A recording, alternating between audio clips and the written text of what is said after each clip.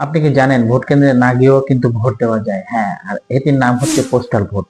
আজকের ভিডিওতে আমি আপনাদেরকে জানাবো এই পোস্টাল ভোট কি এবং কিভাবে এটি কাজ করে এবং কারা এটি দিতে পারবে।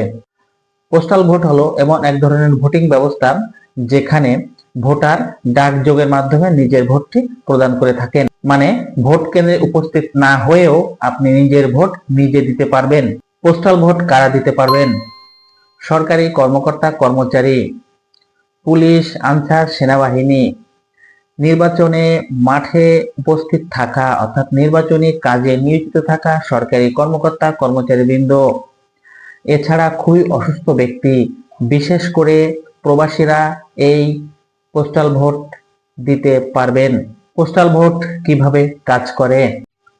ধাপ 1, ভোটার আগে থেকে নির্বাচন অফিসে যোগাযোগ করে এবং তাদের নির্দিষ্ট ফর্মে আবেদন করতে হয়। ধাপ 2, নির্বাচন কমিশন তাদের আবেদন করার ঠিকানাতে ব্যালট পেপার, সিল করা খাম এবং নির্দেশনা ডাকযোগে তাদের ঠিকানাতে পাঠিয়ে দেয়।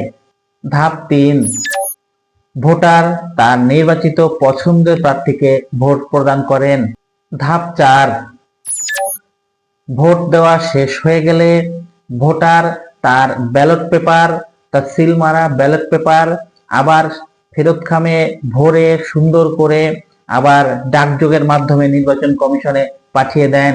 ধাপ 5 অর্থাৎ সর্বশেষ ধাপ, ভোটের দিন অথবা নির্দিষ্ট কোনো নির্বাচন কমিশনের দেওয়া নির্দিষ্ট কোনো দিনে এই ভোটগুলো গণনা করা হয়। পোস্টাল ভোটের কিন্তু সুবিধা রয়েছে, দূরে থেকেও অর্থাৎ প্রবাসে থেকেও কিন্তু এই ভোট প্রদান করা যায় এবং ভোটাধিকার নিশ্চিত করা যায়। তবে এর কিছু সতর্কতাও রয়েছে।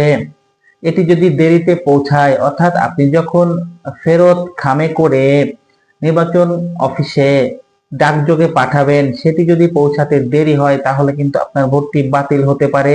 আর এই পোস্টাল ভোটটি কিন্তু এবার অর্থাৎ 2026 সালের ফেব্রুয়ারিতে যে ভোট হতে চলেছে সেখানে কিন্তু এই পোস্টাল ভোটের ব্যবহার ব্যাপক আকারে হচ্ছে। আপনার কি মনে হয় প্রবাসীদের জন্য এই পোস্টাল ভোট চালু করাতে বাংলাদেশের জনগণ এবং প্রবাসীরা কতটা উচ্ছ্বাসিত? কমেন্ট করে জানাতে পারেন। আর ভিডিওটি যদি আপনার একটু ভালো লাগে তাহলে অবশ্যই লাইক করতে পারেন, শেয়ার করতে পারেন এবং সর্বশেষ সাবস্ক্রাইব করে পাশে থাকতে পারেন। ধন্যবাদ।